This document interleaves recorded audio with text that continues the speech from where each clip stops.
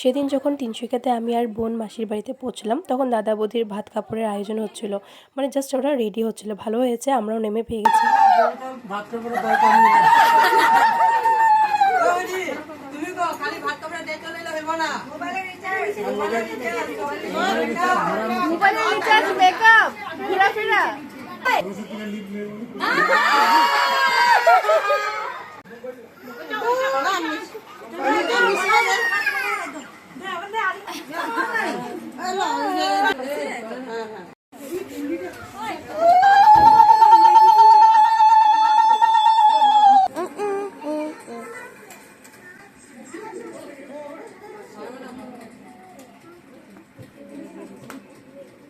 মাসি শাশুড়ি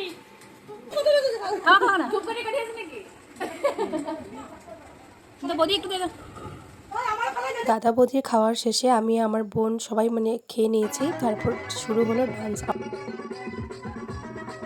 তারপর মা মাসি ওদের ধামাইল শুরু হলো। আজকে এতটুকুই, দেখা হবে নেক্সট ভিডিওতে।